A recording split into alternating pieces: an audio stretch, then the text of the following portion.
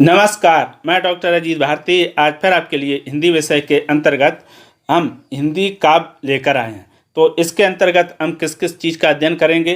काव्य की परिभाषा, काव्य के भेद, दृश्य काव्य, श्रव्य काव्य, प्रबंध काव्य। प्रबंध काव्य के अंतर्गत महाकाव्य, खंड काव्य, आख्यानक, गीत और मुक्तक काव्य। मुक्तक काव्य के अंतर्गत हम पढ़ेंगे पाठ मुक्तक, गेय मुक्तक।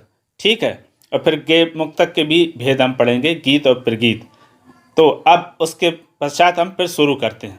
तो सबसे पहले देखो हम लेकर आपके लिए क्या आए हैं, ये आपका रहेगा हिंदी काव्य भेद। पहले हम इसको समझ लेते हैं। ठीक है, ये रहा आपका हिंदी काव्य भेद। तो हिंदी काव्य के दो भेद हैं, एक है प्रकृति अथवा स्वरूप के आधार पर काव्य, दूसरा है शैली अथवा रचना के आधार पर काव्य। अब प्रकृति अथवा स्वरूप के आधार पर काव्य के दो भेद हैं, श्रव्य काव्य, दृश्य काव्य। फिर इसमें श्रव्य काव्य के दो भेद हैं, प्रबंध काव्य और मुक्तक काव्य। अब प्रबंध काव्य के कितने तीन भेद हैं, एक महाकाव्य, खंड काव्य, आख्यानक, गीत। फिर मुक्तक काव्य के आपके दो भेद हैं, पाठ मुक्तक और गेय मुक्तक। तो फिर गेय मुक्तक के दो भेद हैं, गीत और प्रगीत। और अब हम आ जाते हैं इधर। तो इधर देखो आपका शैली या रचना के आधार पर काव्य।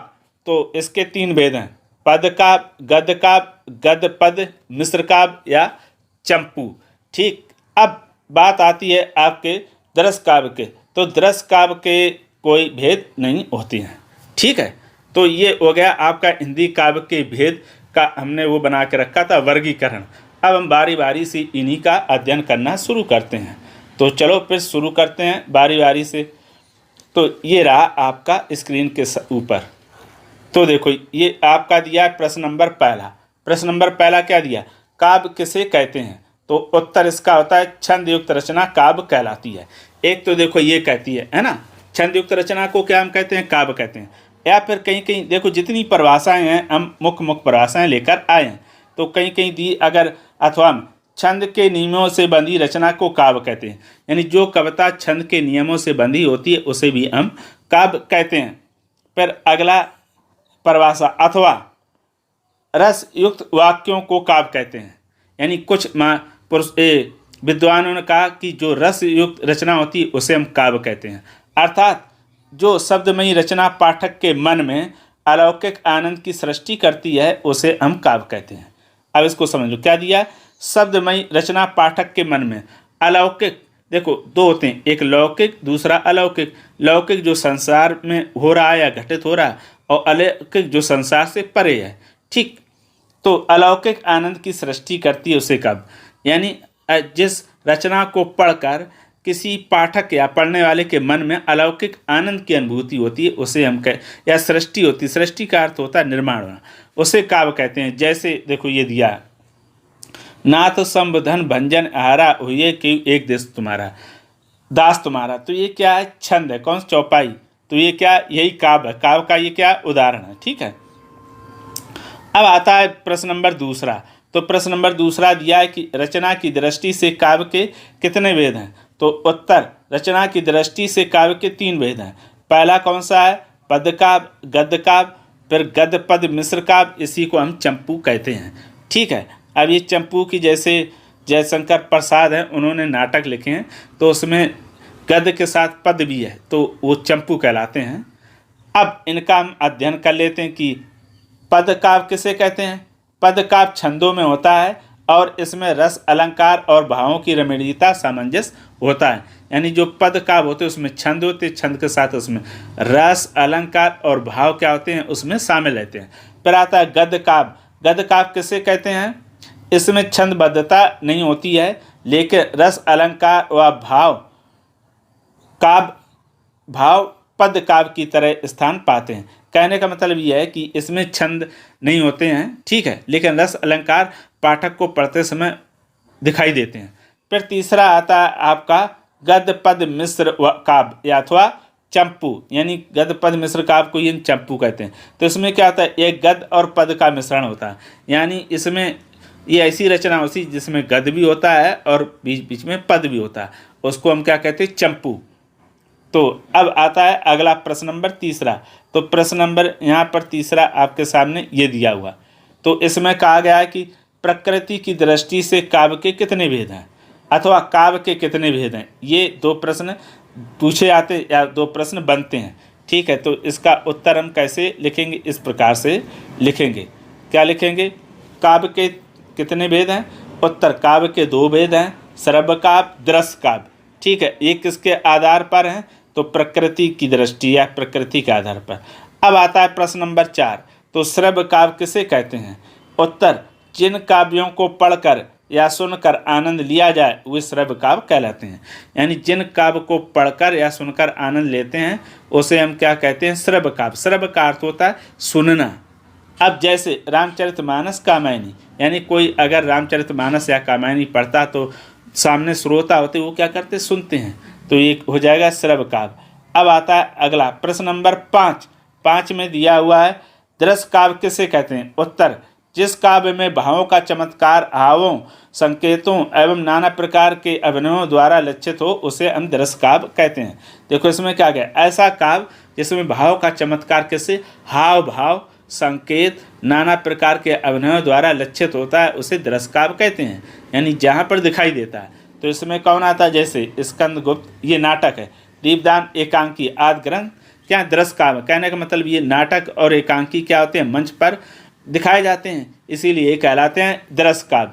अब अगला प्रश्न, ये 2 बिंदु और दिए हैं। पहला दिया दृश्य काव्य को नाटक भी कहा जाता है, फिर दूसरा दिया दृश्य काव्य को संस्कृत में रूपक कहा जाता है। अब अगला प्रश्न नंबर 6, तो 6 दिया हुआ है कि श्रव्य काव्य के कितने भेद हैं। तो श्रव्य काव्य के 2 भेद हैं, कौन कौन सा, प्रबंध काव्य और मुक्तक काव्य। अब आता है अगला प्रश्न, प्रश्न नंबर 7, तो 7 में दिया हुआ है कि प्रबंध काव्य किसे कहते हैं। उत्तर, जिसमें किसी कथा का आश्रय लेकर कविता रची जाती है वह प्रबंध काव्य कहलाता है। यानी प्रबंध काव्य किसको कहते हैं, जिसमें किसी कथा का आश्रय, यानी कोई बड़ी कथा लेकर रची जाती है कविता में, उसे कहते हैं हम प्रबंध काव्य। तो जैसे उदाहरण रामचरितमानस, प्रिय प्रवास, ठीक है, ये क्या है, ये प्रबंध काव्य है।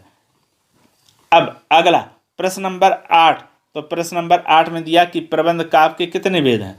तो उत्तर, प्रबंध काव्य के कुल 3 भेद हैं। पहला महाकाव्य, खंड काव्य, आख्यानक गीत। अब हम बारी बारी से तीनों के बारे में समझ लेते हैं। प्रश्न नंबर 9 दिया है कि महाकाव्य के किसे कहते हैं। उत्तर, जिसमें किसी के संपूर्ण जीवन का विस्तार से वर्णन हो वह महाकाव्य कहलाता है। आगे सुन, जिसमें किसी के संपूर्ण जीवन का विस्तार से वर्णन हो वह महाकाव्य कहलाता है। यानी किसी के भी जीवन की संपूर्ण जीवन कविता के माध्यम से लिखी जाती वो महाकाव्य है। अब इसमें उदाहरण दिया, जैसे तुलसीदास का रामचरितमानस, जैसी का पद्मावत, ये क्या है, महाकाव्य है। अब आता है खंड काव्य, तो खंड काव्य किसे कहते हैं।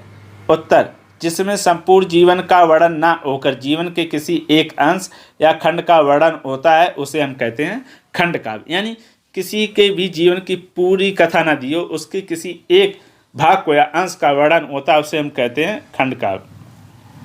अथवा, फिर अथवा में भी दिया है, क्या दिया है देख लेते हैं ये भी।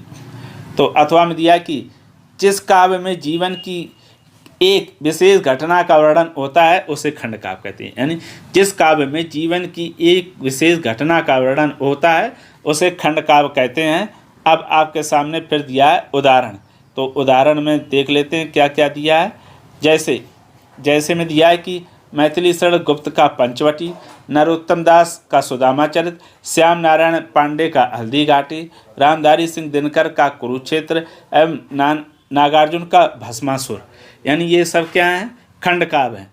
इसमें सब किसी न किसी के विशेष अंश या भाग के बारे में ही दिया हुआ है, संपूर्ण कथा नहीं है। अब आता है अगला प्रश्न। अगला प्रश्न रहता है आपका, आख्यानक गीत किसे कहते हैं। ठीक है, तो इसका उत्तर इस प्रकार से होगा, महाकाव्य और खंड काव्य से भिन्न पदबद्ध कहानी का नाम आख्यानक गीत है। झांसी की रानी, रंग में भंग आदि रचनाएं आख्यानक गीत हैं। अब ये आख्यानक गीत में आती हैं। इसमें क्या होता है, वीरता, निडरता, साहस, पराक्रम, बलिदान, प्रेम और कल्याण आदि प्रेरक घटना चक्रों के साथ कही जाती है।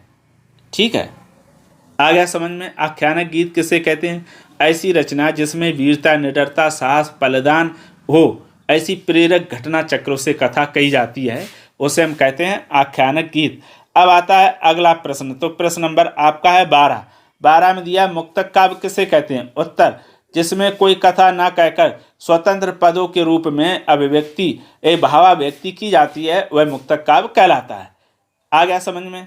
ये कहा जिसमें कोई कथा न कहकर स्वतंत्र पदों के रूप में भावाभिव्यक्ति की जाती है, यानी इसमें लगातार कथा नहीं चलती है कि बल्कि हर पद कैसे होते हैं? मुक्त होते हैं, इसीलिए इनको मुक्तक काव्य कहते हैं। जैसे सूर के पद, ब्यारी के दोहे, कबीर की साखी, रहीम के दोहे, मीरा के पद, इनके क्या रहते हैं? जो पद रहते हैं सब स्वतंत्र रहते हैं, इसलिए कहलाते हैं मुक्तक काव्य। अब प्रश्न नंबर आता है 13, पाठ मुक्तक काव्य किसे कहते हैं? है ना? तो देखो इसमें इस तरह से समझेंगे, उत्तर लिखेंगे। जिसमें भावों की अपेक्षा विचारों की प्रधानता अधिक होती है, ऐसा काव्य जो किसी भाव अथवा अनुभूति की अधिकता से भरा होता है, तो ऐसे काव्य को मुक्तक काव्य कहते हैं। क्या कहा गया? जिसमें भाव की अपेक्षा विचार प्रधानता अधिक होती, जहाँ पर भाव कम और विचार ज़्यादा हों, ऐसी रचना को क्या कहते हैं? पाठ मुक्तक काव्य कहते हैं। ठीक है। अब जैसे दिया है गोस्वामी तुलसीदास की दोहावली, कवि वृंद के दोहे आदि पाठ मुक्तक काव्य के उदाहरण हैं। अब आता है आपका अगला प्रश्न, प्रश्न नंबर 14। तो 14 में दिया है कि गेय मुक्तक काव्य किसे कहते हैं? यानी गेय मुक्तक किसे कहते हैं? उत्तर, जिसमें मुक्तक भाव की प्रधानता हो, जिसको सुर और लय के साथ गाया जा सके, उसे गेय मुक्तक काव्य कहते हैं। तो देखो गेय का अर्थ ही होता है गाया जाना, यानी गीत के तरह जैसे गाया जाए उसे गेय कहते हैं। मुक्तक जो मुक्त होते हैं, यानी हर पद क्या होते हैं? एक दूसरे से मुक्त होते हैं, किसी का एक दूसरे से कोई संबंध नहीं होता। जैसे कुछ रचनाएं हैं, है ना, तुलसी की कुछ रचनाएं, कबीर, मीरा आदि के पद इसी कोट में आते हैं। इनके कुछ ऐसे पद होते हैं जो गेय मुक्तक होते हैं, जिनको गाया जा सकता है। अब आता है अगला प्रश्न, प्रश्न नंबर 15। तो 15 में दिया हुआ है कि क्या दिया हुआ है? गेय मुक्तक के कितने भेद हैं? गेय मुक्तक के 2 भेद हैं, गीत और प्रगीत। अब इनके बारे में जान लेते हैं। तो गीत क्या है उसके बारे में जानते हैं। तो देखो गीत, इसमें गेय पदों के रूपों में कविता रची जाती है। इसका प्रत्येक पद अपने में पूर्णतः स्वतंत्र नहीं होता है, क्योंकि किसी भाव की पूरी अभिव्यक्ति एक पद में ना होकर पूरी कविता में होती है, जिसे गीत कहते हैं। जैसे सूर, मीरा, महादेवी वर्मा के गीत। देखो गीत का मतलब ही होता है, ये क्या कहा गया? गेय पदों के रूपों में कविता रची जाती है। गेय पदों का अर्थ होता है जिसको गाने की तरह गाया जा सका, ऐसे पदों की रचना कहलाती है क्या? एक गीत। ठीक है। अब सूर और मीरा और महादेवी वर्मा की रचनाएं कुछ ऐसी हैं जो गाई जा सकती हैं और जिसके एक पद नहीं सारे पद मिलकर पूरी कविता कंप्लीट करते हैं। अब आता है दूसरा प्रगीत। तो प्रगीत किसे कहते हैं?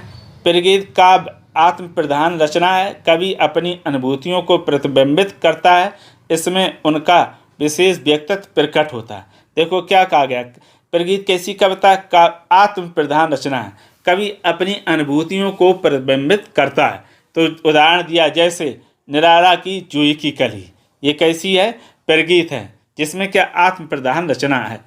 ठीक, तो ये हो गया आपका काव्य और काव्य से संबंधित आपके प्रश्न कि काव्य से संबंधित कितने प्रश्न हो सकते थे, मैं आपके सामने लेकर आया, जिसमें आपके काव्य की परिभाषा, भेद, रस, श्रव, प्रबंध, मुक्तक आदि काव्य। अगर उसके पश्चात भी आपके मन में कोई प्रश्न हो, कोई डाउट हो, तो कमेंट करके अवश्य हमें बताइएगा और ये बताइएगा कि हिंदी काव्य ये कैसा लगा। तो फिर आज के लिए इतना ही। अब हम फिर मिलेंगे किसी नए विषय के साथ, तब तक के लिए धन्यवाद।